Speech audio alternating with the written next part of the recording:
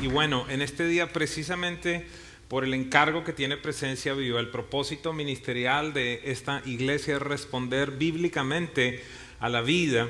Y estamos viviendo muchas cosas en nuestra sociedad actual y creo que es bastante importante. Con alguna frecuencia yo les estoy hablando respecto a lo que está sucediendo, qué es lo que debemos hacer, cuál es la posición bíblica. Y en este día pues tengo otra vez la oportunidad, el honor, el privilegio de compartir esta plataforma con alguien que ya considero un amigo de esta casa, una persona que literalmente está haciendo mucho por la cultura, por la familia, por el respeto de la moral, de los valores. Así que quiero pedirle, por favor, si se puede poner en pie y recibir con un fuerte aplauso a Agustín Laje en este día aquí en Presencia Viva.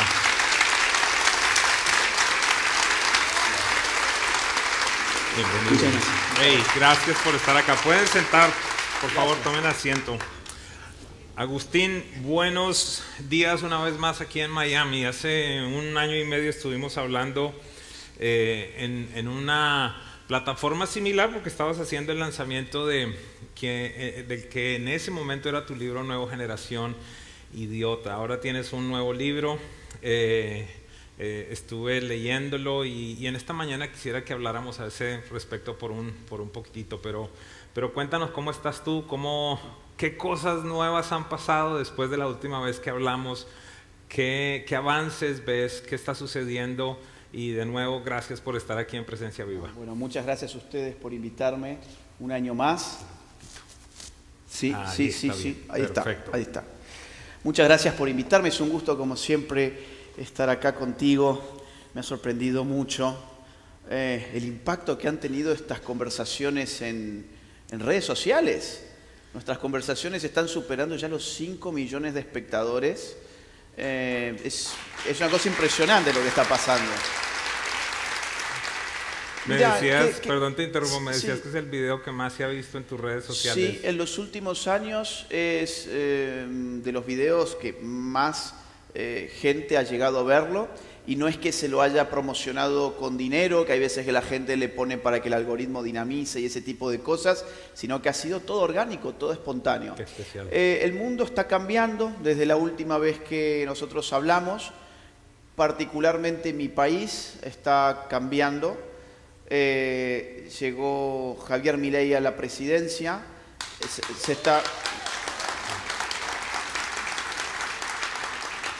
Estamos frenando la ideología de género, estamos frenando el adoctrinamiento a los niños, estamos apostando por políticas de libertad bien entendida, estamos apostando por valores, estamos apostando por nuestra patria. Eso es un cambio muy significativo desde la última vez que hablamos, y el próximo cambio significativo no se ha dado todavía, sino que se va a dar el 5 de noviembre en el país que todavía es el país más poderoso del mundo, que es en las elecciones, así que también estamos expectantes con eso. Excelente, muy bien. A mí me gusta tratar de enlazar de alguna manera los conceptos que tú tienes, las posturas, lo que nos enseñas, con el concepto bíblico y la cosmovisión bíblica, ¿verdad? Entonces quiero que empecemos a hablar desde allí. Una de las cosas que por muchos años las personas decían, bueno, esto es algo que no se puede, no lo vamos a poder ver, no sé cómo se va a concebir, pero una de las cosas que la Biblia dice es que si al final de los tiempos los gobiernos de las naciones iban a ser puestos de lado para que se levantara un solo gobierno mundial. ¿Qué piensas al respecto y qué tiene que ver esto con tu investigación y con la postura de tu libro? Bueno, yo acabo de publicar un libro que salió el 15 de octubre, o sea, hace apenas, no sé, un poquito más de 10 días, y que el título es Globalismo. Tiene mucho que ver con lo que estás diciendo, si bien yo lo enfoco desde la ciencia política, pero el lazo es evidente. Resulta que hace más o menos entre 5 y 10 años en el lenguaje político ha aparecido una nueva palabra, que es la de globalismo. Déjame interrumpirte un Sí. segundo. A mí me enseñaron en el colegio Sí. bastante sobre globalización, Claro, ¿verdad? claro. Me dijeron, vamos a hacer el mundo más pequeño, nos vamos a comunicar, vamos a tener aranceles diferentes. Tú sabes, me gusta tratar de clarificar porque Sí. quizás muchas personas dicen es lo mismo. Totalmente. No es lo mismo. La palabra globalización te la enseñaron en el colegio porque tiene ya sus décadas. Ahora la nueva palabra es un concepto distinto. La palabra globalismo en realidad empieza a la palabra globalización en realidad empieza a correr allá por la década de 1980. Correcto. En la década de 1990 se populariza y a lo que refería globalización era la aceleración de los intercambios económicos a nivel planetario.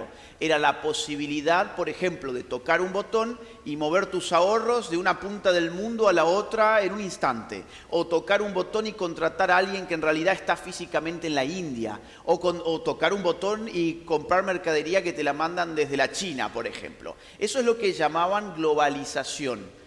Ahora, globalismo no es un concepto económico, sino político.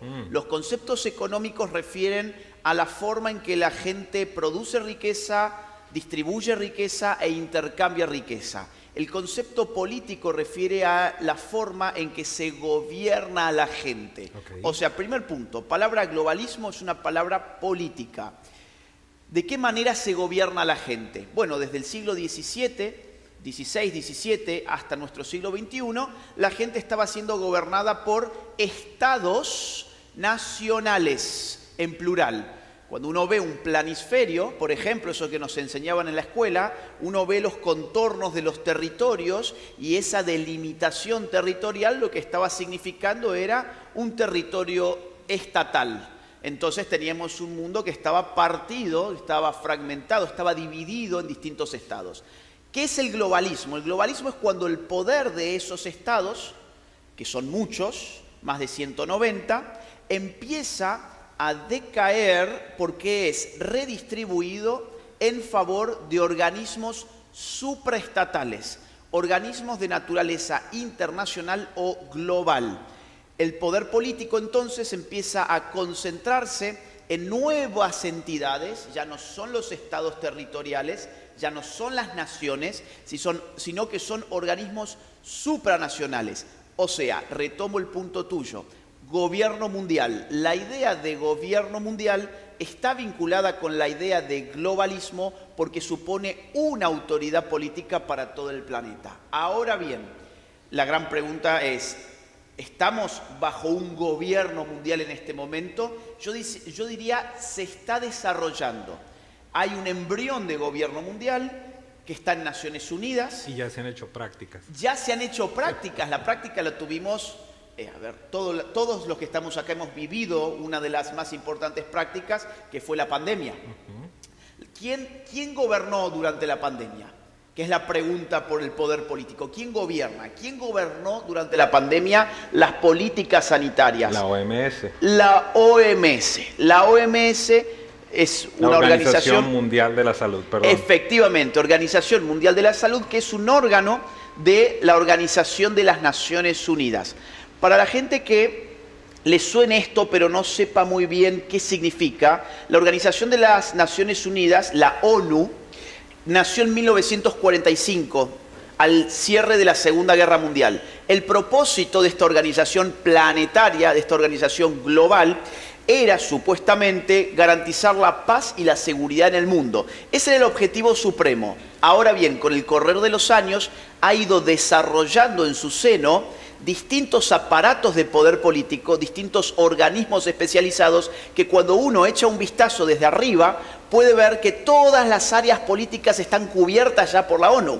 Salud, educación, industria, trabajo, sexualidad, por ejemplo, en ONU Mujeres, economía, agricultura, todos los temas están, niñez, UNICEF, por ejemplo, es de Naciones Unidas, todos los temas políticos y sociales encuentran hoy una organización especializada dentro de Naciones Unidas. Con lo cual, la idea de gobierno mundial, si bien todavía eso yo entiendo que no está desarrollado totalmente en plenitud, sí que están puestos los cimientos. Ok, entonces, lo que nos estás diciendo es, estamos siendo testigos, si lo pudiera definir de alguna manera, de la sustitución de los gobiernos de las naciones por entidades que tú la llamas supranacionales, es decir, que están afuera, que están por encima.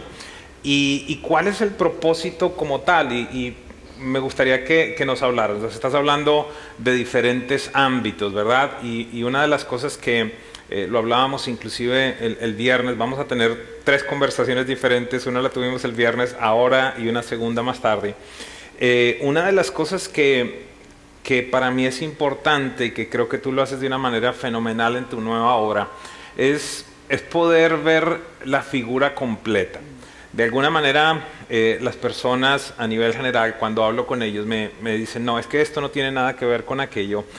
Conceptos como, por ejemplo, la inmigración descontrolada no tiene que ver absolutamente. ¿Qué relación puede tener con el cambio de clima? ¿O qué relación tiene con el tema de ideología de género? ¿O por qué tengo que hablar de aborto cuando estoy hablando de estas otras cosas? ¿Crees que desde la ONU se viene hilando algo y que estos no son factores simplemente aislados, sino que tienen algo en común? Todos estos factores ya están dispuestos en algo que se llama Agenda 2030. Si querés, luego podemos explorar un poco. Si quieres, lo puedes hacer desde ahora, porque creo que es algo importante. Muy bien, muy bien. Y luego unimos esos conceptos. Esos puntos. Miren, Naciones Unidas en el año 2000 lanzó algo llamado Agenda de los Objetivos del Desarrollo del Milenio.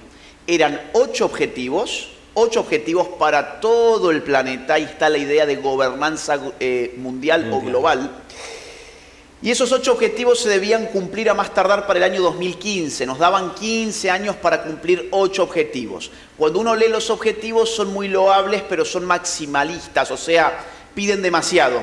Por ejemplo, del año 2000 al año 2015, hambre cero. Quien sabe un poco de realidad económica sabe que en 15 años no se puede solucionar el hambre del mundo.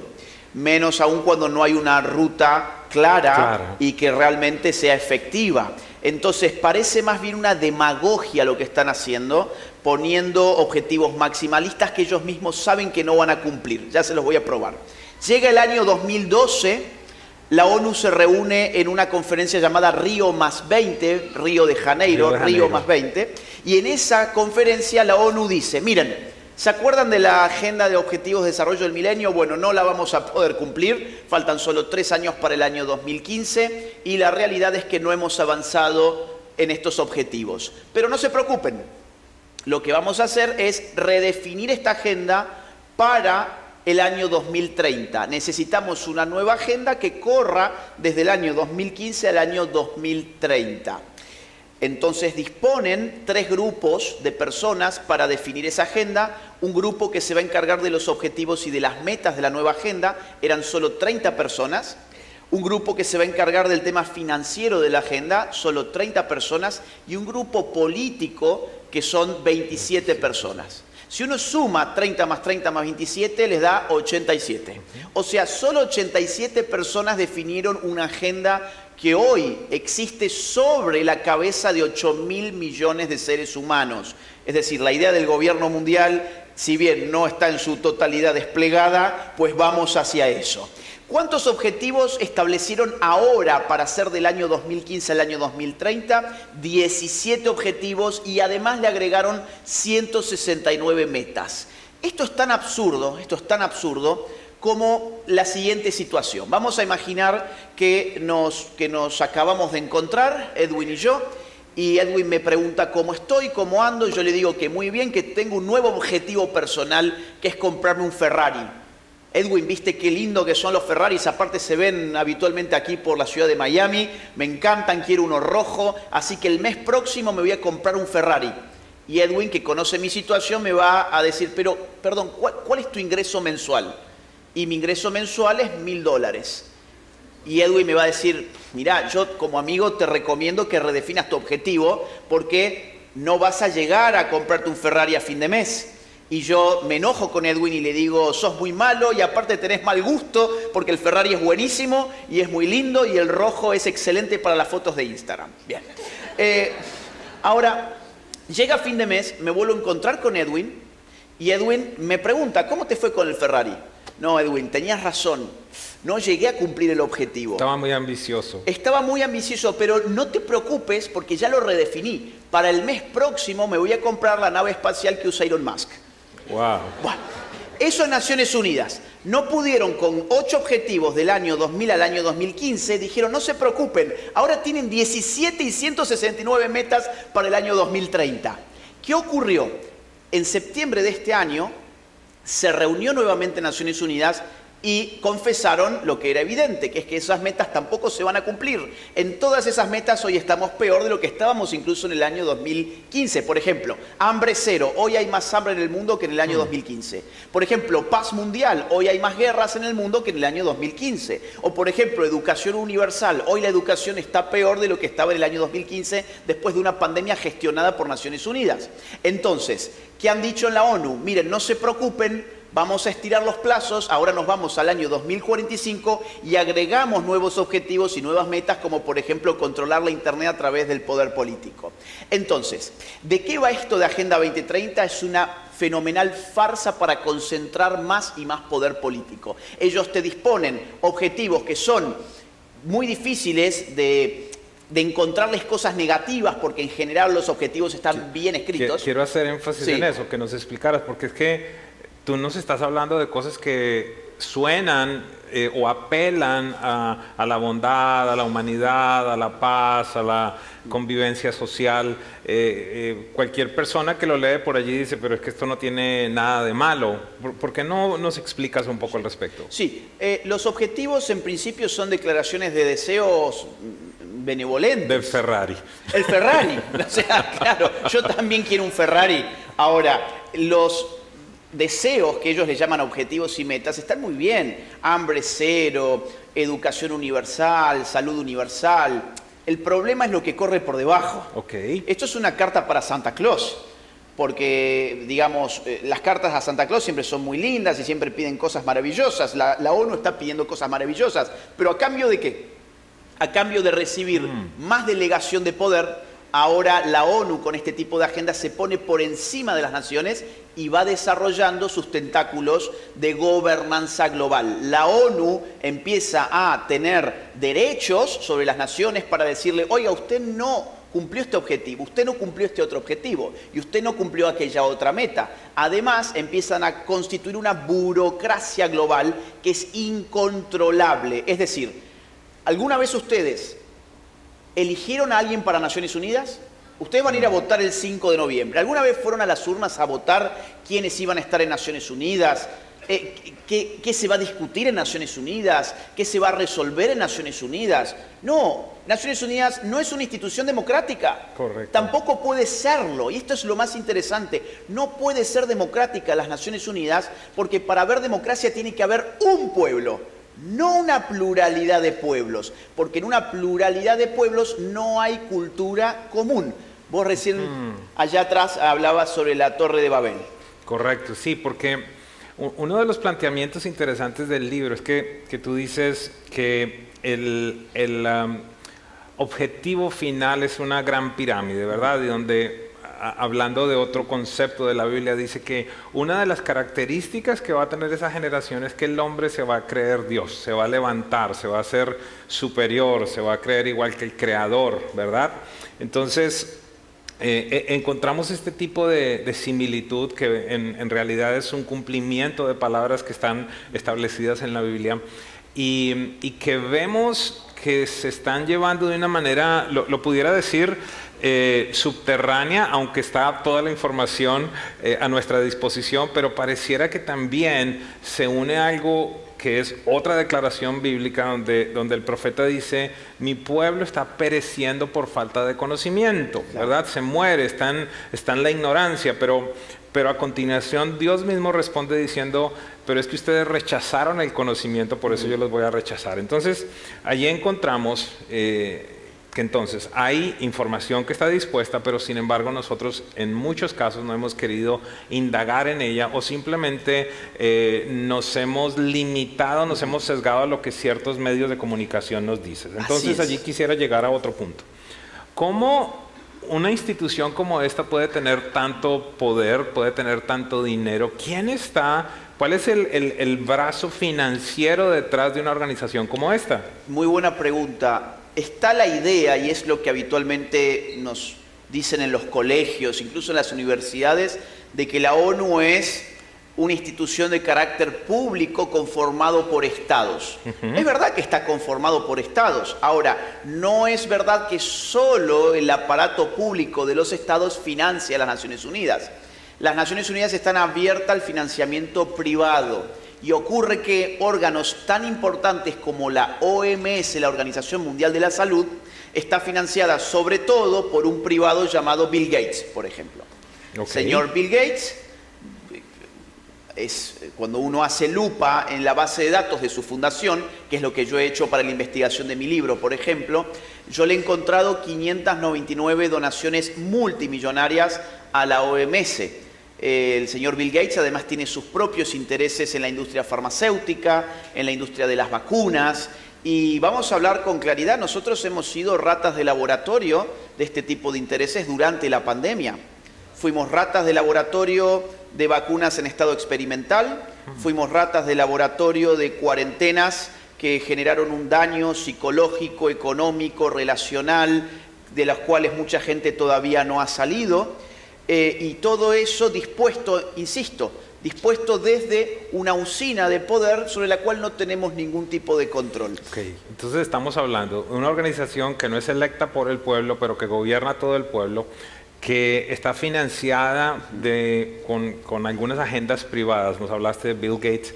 ¿Y qué de una organización como la de George Soros o la Fundación Ford y este tipo de cosas? Mira, por ejemplo, George Soros, para quien no conoce el nombre, porque Bill Gates es un poco más conocido el nombre, George Soros es un hombre de las altas finanzas que se hizo muy famoso en la década del 90 por quebrar la libra esterlina, y él ha destinado gran parte de su fortuna a apoyar agendas globalistas. ¿Cuánta plata puso? Más de 32 mil millones de dólares en los últimos años, según los reportes financieros de su fundación, que se llama Open Society Foundations. En este país, por ejemplo, en esta ciudad, por ejemplo, él ha comprado en los últimos años muchos medios de comunicación, especialmente medios de comunicación de cubanos, para cambiar la matriz ideológica. Por ejemplo, Radio Mambí, por poner un caso. George Soros se dedica a comprar universidades, medios de comunicación, plataformas virtuales, se dedica a promover movimientos sociales, como por ejemplo el de la legalización de las drogas. Ha logrado legalizar las drogas en muchos lugares. Déjame interrumpirte. Sí. Este hombre acaba de invertir, entre comillas, 15 millones de dólares en el estado de la Florida, con encuestas fraudulentas para levantar 1 millón de votos para tratar de traer la enmienda número 4, que es la legalización del aborto. Y es donde empezamos a encontrar cómo se unen todas estas cosas, que simplemente no son aspectos por un lado y por el otro, sino que tú dices, ok, levantar 1 millón de firmas vale, y por supuesto, entonces viene, y estamos a punto, también precisamente el 5 de noviembre, de no tener una nueva ley, sino una enmienda a la Carta Constitutiva del Estado, donde básicamente dice que ninguna ley podrá regular un procedimiento como este. Entonces es hasta allí donde se ven los tentáculos. Lo que tú dices a nivel de medios de comunicación es impresionante, porque evidentemente este ha sido un Estado tradicionalmente conservador, y entonces empieza a cambiar el diálogo, si lo pudiera decir, la tergiversación de la información, sesgarlo para que la comunidad entonces no tenga acceso a la realidad total.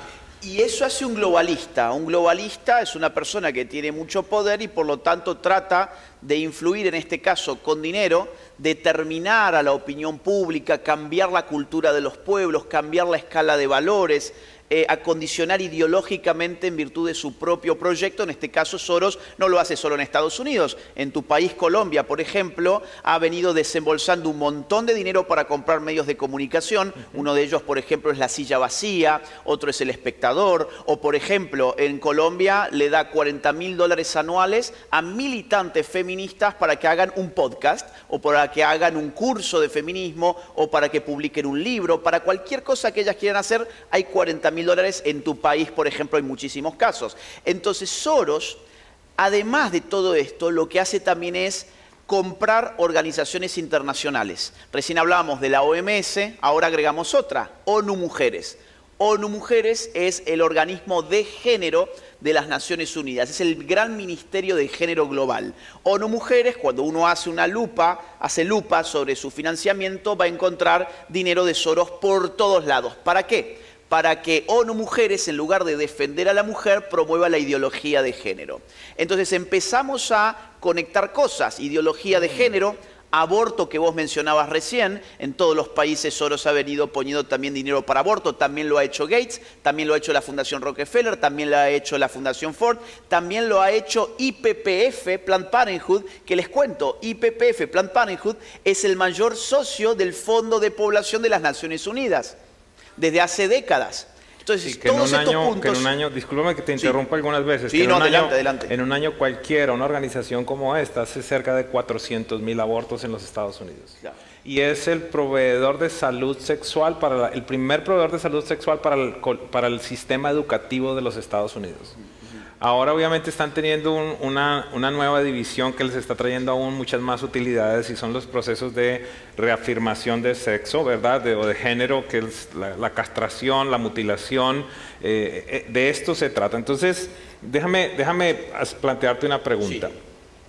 Sí. Y voy a hacer desde el punto de vista ignorante. ¿Acaso la Agenda 2030, que ahora es la 2045, contiene algo respecto a ideología de género, aborto, libre fronteras, cambio climático, este tipo ¿acaso dice algo al respecto? Todo lo que acabas de mencionar lo dice de forma relativamente encriptada. Ustedes recuerden que la Agenda 2030 está redactada de tal forma que nosotros digamos, esto es maravilloso, esta es la Ferrari roja. Bien, ahora vamos a poner ejemplos.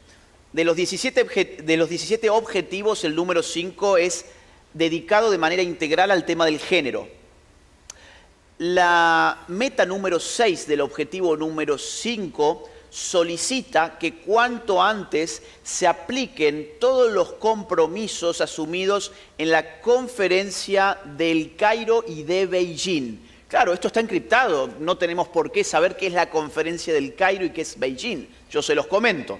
En el año 1994, Naciones Unidas en el Cairo desarrolla algo llamado Conferencia Internacional de Población y Desarrollo y le dice a las naciones del mundo, oigan, el mundo está superpoblado, necesitamos reducir la tasa de natalidad del mundo cuanto antes. Para eso se dispone una serie de medidas, entre otras la 7.12 pide legalizar el aborto en todos lados. Perdón, quiero hacer entonces acá un stop. Nos estás hablando que parte de todo esto tiene que ver con lo que ellos determinan que hay mucha gente que están haciendo y entonces de alguna manera tenemos que parar esto. Matemos bebés o convirtámoslos para que no se reproduzcan. ¿Eso es lo que me estás diciendo? Exactamente. Ahí vamos a ir al punto. Vamos llegando. Miren, la cantidad de gente que hay en el mundo es mucha o poca en términos del sistema de producción. Por ejemplo, Malthus, hace 2 siglos, un científico poblacional, uno de los primeros además, decía, están haciendo mucha gente en el mundo y este mundo no puede sobrevivir a más de 1.000 millones de seres humanos. Siglo XIX. Ahora, ¿qué ocurrió en el siglo XIX cuando Malthus dijo esto? Revolución industrial.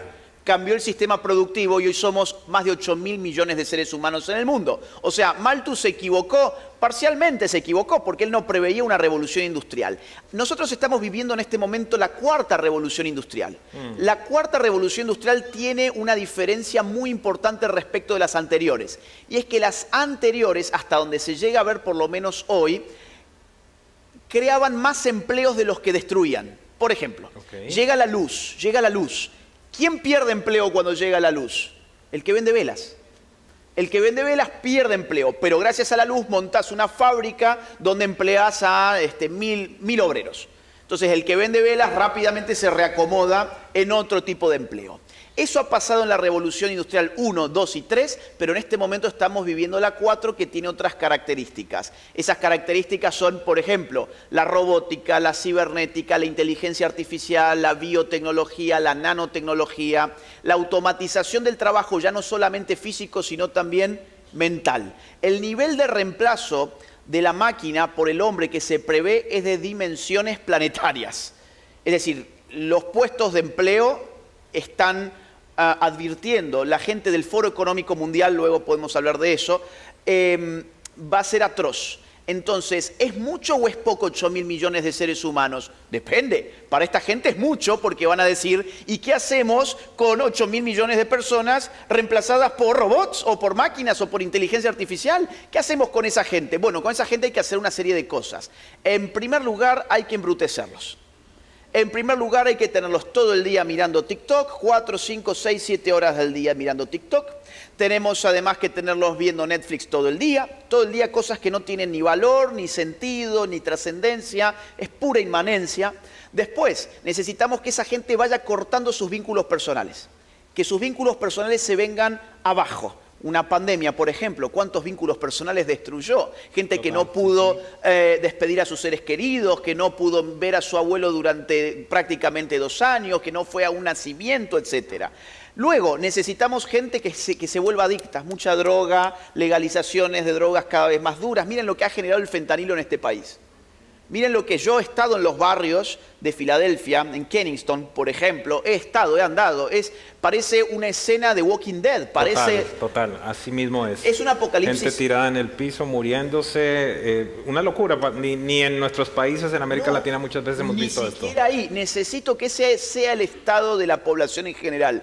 Personas que simplemente sepan usar un celular, ir a consumir, cambiar su iPhone cada año y que no se preocupen por nada más que eso. Pero además necesito que esa gente empiece a recibir algo llamado salario básico universal. Estas instituciones que están compuestas por metacapitalistas en realidad están abrazando hoy ideas socialistas. Por ejemplo, la idea de que el Estado tiene que proveerte todos los meses tu salario básico universal, porque claro, te tenés que ir acostumbrando a que no vas a ser productivo. No vas a ser productivo. Y por último, necesito que esta pobre gente no se reproduzca. Ahí viene el asunto de el gran cambio antropológico que está habiendo con la relación con el animal. El animal hoy tiene más valor que el niño. Hoy tenemos en España, por ejemplo, donde yo vivo, hay restaurantes, todos están acondicionados para que puedas ir con tu perro, te ponen una tacita con el agua, con la comidita, todo perfecto. Ahora en el baño vos no tenés para cambiar a tu hijo, por ejemplo. No tenés acondicionado un baño para ir en familia y para poder cambiar a tu hijo si tenés necesidad de hacerlo. A la gente le molesta en este momento en Europa a los niños. Se está acusando en Europa de que el ser humano que se reproduce es un peligro para el planeta por el cambio climático. Entonces, aborto e ideología de género. Quiero dar un dato sobre este país que es muy importante para la gente. Miren, decían que éramos alarmistas con la ideología de género. Yo vengo dándole lucha desde el año 2015 y por entonces no había datos muy frescos, no había datos porque recién empezaba esto. Hoy sí los hay. Hoy los ha producido en el mes de marzo de este año la encuestadora Gallup, que es una de las más importantes del mundo. Miren, es impresionante el estudio de Gallup. Ha hecho una investigación sobre cuánto LGBT hay en cada generación en los Estados Unidos. ¿Qué porcentaje de LGBT hay según cada generación? La más anciana, que son los baby boomers, tienen 3% LGBT. La mía, soy generación millennial, la X, tenemos 9% LGBT. Ahora, cuando te vas a la Z, que son los adolescentes de hoy, tenés 22,3% LGBT. Estás hablando de casi un cuarto de este país, de adolescentes que en el futuro próximo no se van a reproducir. Ese es el punto, y no se van a reproducir en nombre de la diversidad precisamente porque no son diversos. Solo lo distinto es lo que se reproduce. Hombre y mujer, en tanto y en cuanto somos verdaderamente diversos, estamos abiertos a la reproductividad. Pero nos han enseñado y nos han cambiado el lenguaje hasta tal punto que hoy le llamamos diverso a lo que es lo mismo. ¿Por qué no se puede reducir? ¿Por qué no puede dar vida? Porque es lo mismo. Wow. Tú sabes que esas estadísticas que nos acabas de dar son un paralelo perfecto. Yo te hablaba de otra organización que se llama Barna, y ellos hacen una encuesta similar con el tema de los ateos. Entonces, 3%, 2,5% a 3% en la generación de los baby boomers, y en este momento ya estamos en un 25% y en las nuevas en un 32%. Es un paralelo, o sea, son números prácticamente idénticos. Unamos algo, Agustín. Nos estás hablando entonces de aborto, nos estás hablando de ideología de género. hablábamos también de la tasa de natalidad tan baja que hay en España, que básicamente no va a haber manera de repoblar la nación. Entonces, ¿tiene que ver esto de alguna manera, hay alguna relación con el tema de la inmigración descontrolada? Sí, sin lugar a dudas. Mira, el caso español es bien significativo. Yo, como les decía, vivo ahí la mitad del año, lo conozco bien de cerca. En España la tasa de natalidad es de 1,1 hijo por mujer. Para poder recambiar la población vos necesitas por lo menos el doble, por lo menos 2,2, por lo menos. ¿Cuántos abortos ha habido en España este último año? Más de 103.000 abortos. ¿Cuántos han nacido? ¿Cuántos españoles han nacido? 400.000. O sea, con solo una política llamada aborto, redujiste los nacimientos en más de un 20%. Más de un 20%. Mientras tanto, tenés además la ideología de género que corre como reguero de pólvora y que va imposibilitando a seres humanos a reproducirse. El gran asunto de la ideología de género es imposibilitarle a un ser humano reproducirse en el nombre de su libertad. En realidad es una coacción, es una enorme coacción, pero se lo venden como libertad y lo compran como libertad. Entonces, ¿qué pasa con España? Bueno, la gente tiene que trabajar todavía. Se necesita mantener a un sistema social envejecido, gente que se jubila y que necesita que otro trabaje para hacer sus aportes y para pagarle entonces su pensión todos los meses, su seguro social. Bueno, ahí entonces, ¿sabes qué hacen? Abren directamente las fronteras y empiezan a meter gente de otras naciones y más aún, de otras civilizaciones. Civilizaciones, por ejemplo, la islámica, cuya forma de vida es incompatible a menos que el país haga políticas de inmigración, de asimilación. No es compatible cierto tipo de gente conviviendo, por ejemplo, con la mujer occidental. Los casos de violaciones, por ejemplo, en España y de violencia contra la mujer se disparan al mismo ritmo en que se dispara la inmigración ilegal. La inseguridad en los barrios se dispara al mismo tiempo que se dispara la inmigración ilegal. Acá la pregunta es, ¿y qué tiene que ver esto con el globalismo? Bueno, vamos a volver un segundo a nuestra definición. El globalismo es la concentración del poder político en organizaciones supranacionales. Para que una organización supranacional tenga cada vez más poder, la nación tiene que tener cada vez menos poder. Para que la nación tenga cada vez menos poder, debo destruir sus ámbitos de cohesión social. ¿La nación qué es? La nación es un grupo humano unido por lazos muy fuertes. Lazos que involucran una historia en común, un presente común, expectativas futuras comunes, lealtades simbólicas a una bandera, un himno, una escarapela, fechas patrias, el idioma. Necesito que la nación se conozca. Si no habla el mismo lenguaje, la nación no se conoce entre sí. Por eso, por ejemplo, para aquellos que tratan de hacer el trámite de la ciudadanía o están en eso, saben muy bien que va a llegar un día en el que le digan, venga usted a tomar examen. ¿Qué examen tiene que tomar? El que lo vuelve ciudadano nacional. Usted tiene que mostrarme que usted conoce los textos políticos de este país, tiene que mostrarme que conoce la historia de este país, que conoce a sus próceres, sus fechas, que usted tiene una lealtad real con esta cultura política. Entonces, cuando yo ingreso, la cantidad de inmigrantes ilegales que ha ingresado a este país, que todavía ni siquiera sabemos cuánto, los que hablan de menos dicen 8 millones, los que hablan de más dicen 22 millones, no sabemos cuántos son, pero al ingresar gente masivamente que no se ha preparado para integrarse a la nación, ¿qué pasa con la nación? Pues se fragmenta, se rompe en su núcleo duro. Por eso a los globalistas les importa tanto otro concepto que no es el de nación, sino que es el de ciudadanía mundial. La ciudadanía mundial está en la Agenda 2030, en el objetivo educacional. Una de sus metas le solicita a las naciones que eduquen a sus niños ya no en ciudadanía nacional, sino en ciudadanía mundial, para ir cultivando su lealtad no hacia su Estado nacional, sino hacia los organismos internacionales. ¿Están aprendiendo algo? Están callados hoy.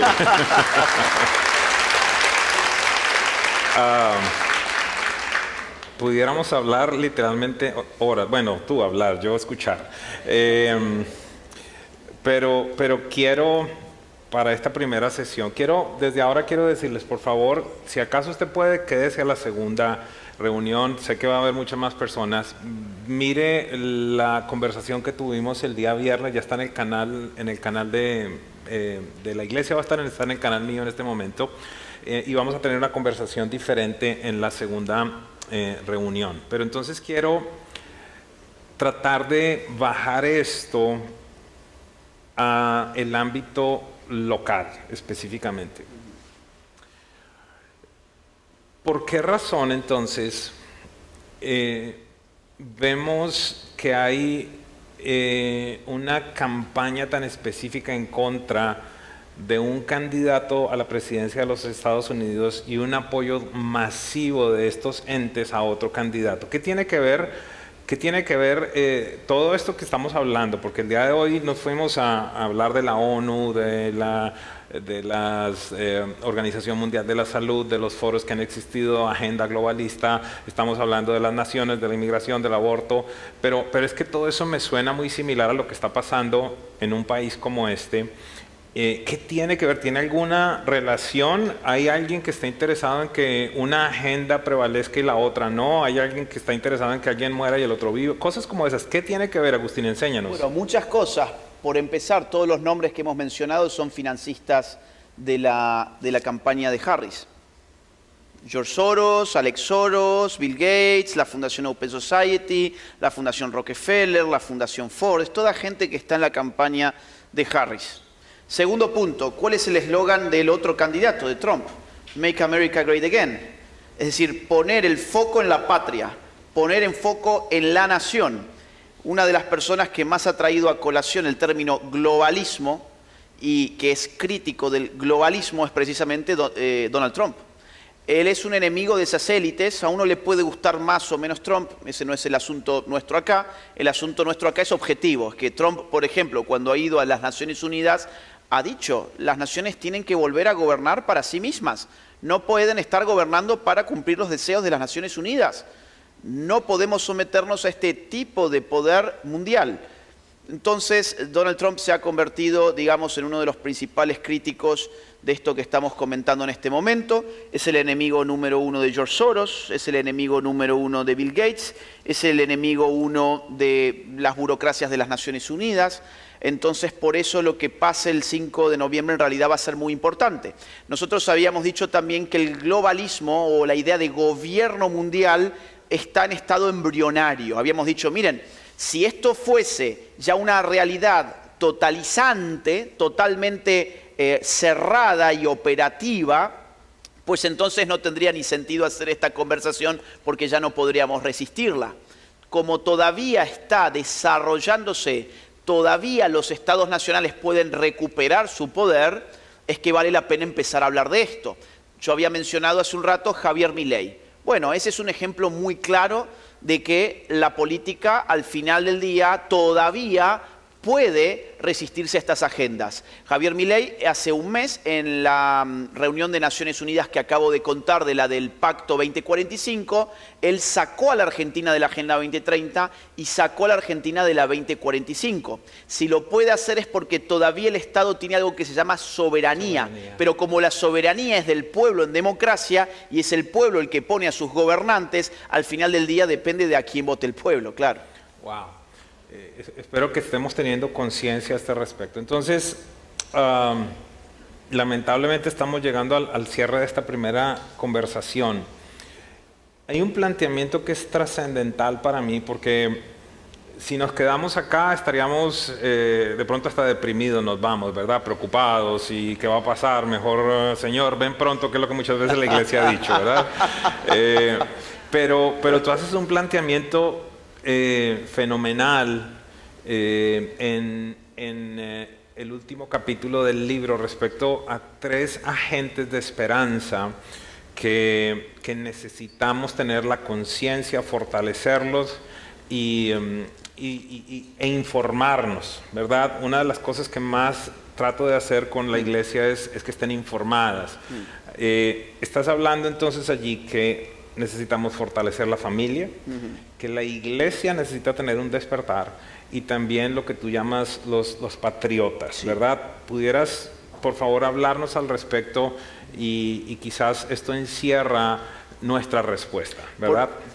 Por supuesto, yo lo que intentaba hacer es buscar por qué vía se puede resistir a las agendas globalistas, y entiendo que aquí todo el mundo tiene algo para dar. La idea de que si yo no tengo el dinero de George Soros no puedo hacer nada, o que si yo no soy dueño de Univision no puedo hacer nada, o que si no soy un burócrata de alto nivel de Naciones Unidas pues no puedo hacer nada, es una idea muy cómoda con la cual puedo dormir tranquilamente esta noche.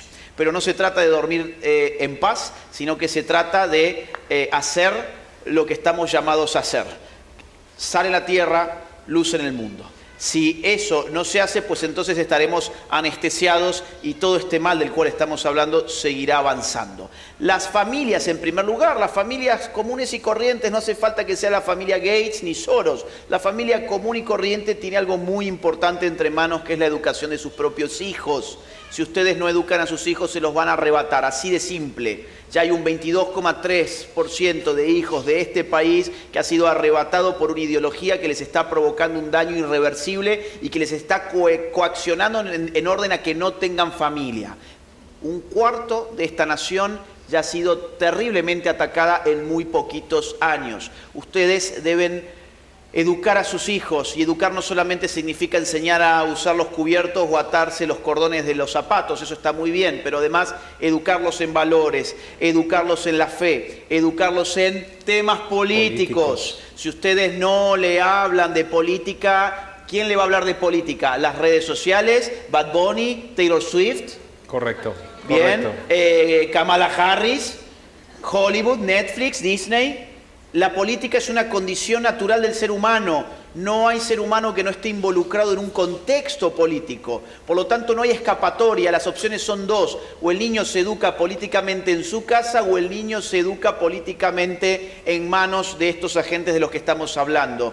Nosotros tenemos algo a favor, que es que somos muchos. El problema es que estamos dormidos. Y aquí aparece otro agente de cambio, que es la iglesia. La iglesia tiene que despertar a la gente. No puede ser que, bueno, yo hablo desde afuera, digo, con toda humildad, yo como un espectador externo, digo, ahí hay tanta potencia que me da mucha lástima que a veces la gente solo vaya a la iglesia a buscar un divertimento o un rato de paz mental. Anestesia. Anestesia, esa es la palabra, anestesia. Miren, la idea de estar aquí en este templo es que afuera hay un cambio también. No solamente que aquí adentro pase algo, sino que pase algo allí afuera. Pero para mí es aterrador ver, por ejemplo, que en Chile, vamos a poner rápido algunos casos, Chile, 20% son cristianos evangélicos. Y cuando yo veo el Congreso de Chile, ¿no hay cristianos evangélicos?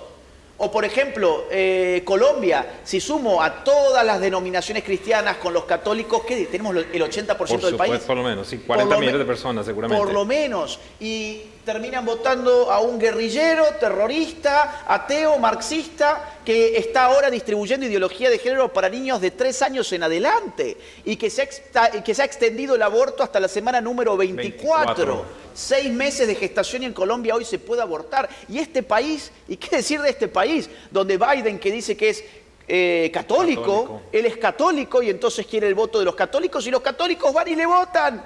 ¿Y qué hace Biden el primer día de su administración? Libera fondos federales para financiar abortos en México. Entonces, claro, ¿cómo se llama eso? Perdón, continúa, perdón. ¿Cómo se llama eso? Anestesia, ignorancia política. Algo está pasando aquí en las iglesias que la gente está votando por sus propios verdugos. La iglesia necesita despertar. ¿Pudieras repetir eso, por favor? La gente está votando.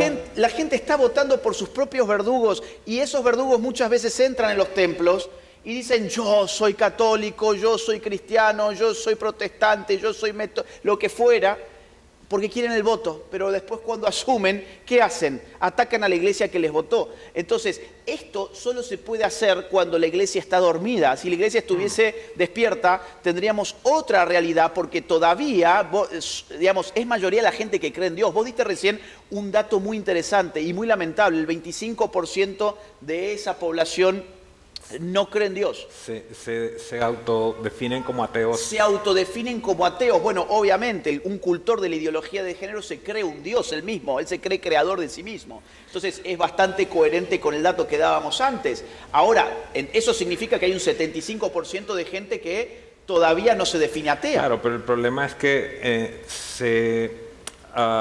se analiza el involucramiento de la iglesia en el proceso electoral y más del 50% de la iglesia no vota, no se inscribe. Entonces, ¿hacia dónde vamos? Mira, esto, solo un segundo, esto es como que yo vaya al lado de un río, voy caminando al lado de un río y veo un tipo que se está ahogando.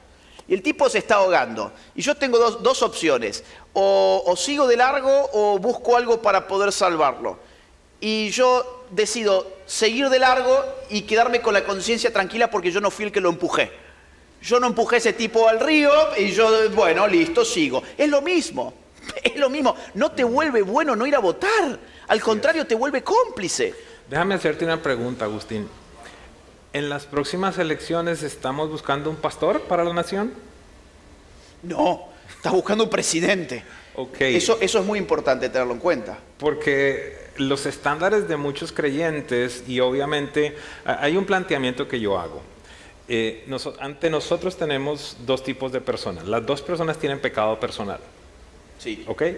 Cada uno tiene una historia de pecado personal. Pero a mi manera de ver, por las plataformas que las estuve leyendo, las dos plataformas de los partidos políticos, hay un partido político que va a acercarse a la agenda de Dios, a respetar las cosas que Dios dice, mientras que hay otro partido político que va a llevar a la nación entera a pecar. Para mí fue escandaloso, esta es la manera como yo lo leo, que en la convención del Partido Demócrata estuvieran ofreciendo abortos gratuitos. Para mí era, en tanto estamos nominando a un candidato, estamos ofreciendo sacrificios humanos. Esa es la lectura que yo tengo, ¿verdad? Entonces, ¿estamos buscando un pastor o las mujeres están buscando un marido en este proceso electoral? Porque claro, viene la situación que ambos candidatos tienen un trasfondo. Uno quizás es más carismático que el otro tiene un montón de situaciones que son incómodas, que muchas veces el creyente dice, es que yo no consigo votar por una persona como esta, pero ¿estamos buscando un pastor o estamos buscando una persona que se alinee o se acerque, voy a decir, no se alinee, se acerque más al derecho por la vida, al derecho por el matrimonio, a que mi hija no tenga que estar en un baño donde haya hombres, o que si juega voleibol juegue con mujeres, no con hombres? Libertad religiosa. Tantas cosas. Libertad Israel, religiosa. ¿verdad? La misma propiedad privada. Dios la estableció desde los mandamientos cuando dice, si Dios dijo no robarás, es porque hay propiedad privada. Exacto. ¿Me entiendes? Pero creo que la otra agenda lo que quiere es tener el gran padre llamado gobierno. Sí. Yo te suplo, yo te pago la educación, yo te pago la salud, yo te pago todas las cosas, te doy un ingreso universal para que no tengas que hacer absolutamente nada. Necesita despertar la iglesia, Agustín. ¿Qué piensas al respecto? Vos mismo lo has dicho, no estás eligiendo ni un pastor, ni un marido, ni un amigo. Y aquí uno puede decir, bueno, es que no me gusta ninguno de los dos. Muy bien, pero te tengo una mala noticia. La política es el arte de lo posible y uno de los dos te va a gobernar por los próximos 4 años. Es decir, sí, a mí también me gustaría escoger que Jesús sea el que baje y gobierne los Estados Unidos, pero no está en la boleta. O sea, acá hay dos opciones.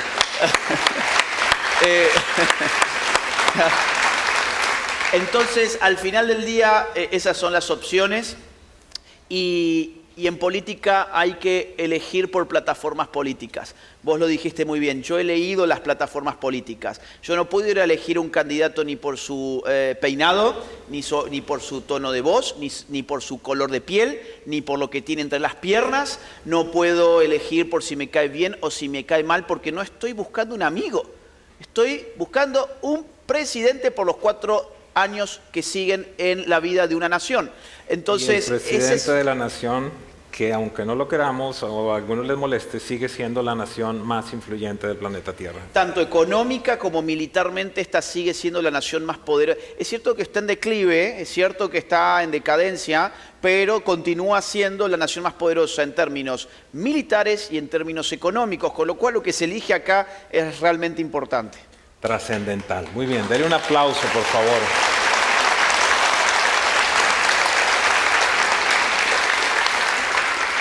Regreso, y con esto cierro, regreso por un momento. Nos dijiste que la ONU nació con dos premisas fundamentales. ¿Me las puedes repetir de nuevo? Sí, era después de una Segunda Guerra Mundial, el objetivo principal es garantizar la paz y la seguridad en el mundo. Perfecto. Primera de Tesalonicenses 5:3, hablando del final de los tiempos, nos dice lo siguiente. Cuando estén diciendo paz y seguridad, ¿cuáles son las premisas de la... Paz y seguridad. Cuando estén diciendo paz y seguridad, vendrá de improviso sobre ellos la destrucción, como le llega a una mujer encinta los dolores de parto. De ninguna manera podrán escapar. Ustedes, en cambio, hermanos, no están en la oscuridad para que ese día no los sorprenda como un ladrón. Iglesia, ante nosotros se están desarrollando lo que les he dicho por muchas veces. Literalmente el fin de los tiempos. Agustín no lo invito porque sea teólogo. Él mismo me lo ha dicho, no lo soy. Y creo que él tiene una asignación específica para esta generación donde nos enseña y nos educa qué está sucediendo. Lo que estamos viviendo es extremadamente crítico. Lo que estamos enfrentando es el desarrollo de cosas que el Espíritu Santo estableció hace siglos, y muchos de nosotros nos hemos hecho los locos, quizás no le hemos tomado la conciencia de lo que está pasando. La Biblia nos habla de cómo en el final de los tiempos el amor de muchos por Dios se apagaría. Agustín me preguntaba hace poco, ¿y qué pasó con las iglesias después de la pandemia? ¿Tú sabes que aproximadamente el 40% de las personas que estaban en las iglesias nunca volvieron? ¿Será que el amor se está apagando? ¿Será que tiene que ver algo que el 32% de las nuevas generaciones digan ya no existe Dios, yo no creo en Dios? ¿Será que hay algo que tiene que ver con todo esto? Porque encontramos declaraciones muy diferentes. La Biblia nos dice que al final de los tiempos lo que va a suceder es que gente de toda lengua, pueblo y nación están establecidos que van a haber naciones, pero se quieren abolir las naciones para que exista un solo gobierno. El día de hoy posiblemente sí hemos escuchado algo de gobierno, de política, de cultura, pero de alguna manera un término que tiene que ver con la teología es la escatología, que es el estudio del final de los tiempos. Este día usted verdaderamente ha venido a ver cómo se está desenvolviendo lo que la Biblia habló por mucho tiempo. Así que, iglesia, quiero decirte que tenemos una responsabilidad. Como lo he dicho anteriormente, la persona por la que usted vota no tan solo es una persona por allí lejana, sino que usted está haciendo una declaración bastante fuerte. Usted está diciendo, esta persona me representa. Estoy de acuerdo con lo que piensa. Estoy de acuerdo con la manera como va a gobernar. Y ante nosotros tenemos dos agendas que son totalmente diferentes. Déjeme cerrar hablándole por un momento de un concepto que me llamó la atención y me ha marcado, y lo estoy compartiendo con muchos pastores. En la Biblia encontramos que Dios siempre calificó el reinado de las personas que estuvieron sobre Israel y sobre Judá, comparándolo con dos reyes. Dice la Biblia en el libro de Reyes o en el libro de Crónicas, y reinó tantos y tantos años sobre Israel y anduvo en los pasos de su padre David. O por el contrario dice, y reinó tantos años y anduvo en los pasos de Jeroboam. Es decir, que Dios establece dos puntos de comparación, David y Jeroboam, para determinar qué tan bien había sido el gobierno de cada uno de estos reyes. Pero cuando empiezo a estudiar me doy cuenta que David tuvo pecado personal. David mandó matar, David adulteró, David mandó a hacer censos cuando Dios les dijo, no fue perfecto David, tuvo pecado personal. Por el otro lado encuentro a Jeroboam, que también tuvo pecado personal. Ambos fueron hombres que no estaban perfectos delante de Dios. Sin embargo, cuando empiezo a mirar qué fue lo que hicieron como reyes, encuentro dos posiciones totalmente diferentes. David fue una persona que siempre llevó a la nación a adorar a Dios, a que no tuvieran ídolos, a que no hicieran cosas que fueran en contra de la ley de Dios. Jeroboam, por otro lado, levantó altares, ídolos falsos. Dice la Biblia, literalmente hablando de él, e hizo pecar a la nación. Desde allí entonces les hago un planteamiento. El tema será a nivel personal o hablando de los reyes, tendrá que ver la evaluación de a dónde va a ir la nación cuando ellos gobiernen. En tanto la nación de Israel estuvo bajo el mandato de David, se acercó a Dios. Cuando Jeroboam reinó, se alejó de Dios y pecó contra Dios. Ante nosotros tenemos de igual manera entonces candidatos que ambos tienen pecado personal, pero que es claro, es totalmente claro por las agendas y por la plataforma. No le estoy hablando porque me caiga bien, porque me caiga mal, le estoy hablando de la plataforma. 100 y tantos de páginas que fui a leer. Hay un partido que es el Partido Demócrata, que es un partido que tiene una agenda satánica y demoníaca, no lo puedo decir de ninguna otra manera. Y posiblemente tú has sido un demócrata tradicionalmente, pero quiero decirte, ese partido no es el partido de antes. Yo no sé si tú sientes la incomodidad que se genera en el ambiente, pero es que yo no fui elegido por voto popular. Yo tengo una asignación del cielo y te tengo que hablar lo que está sucediendo.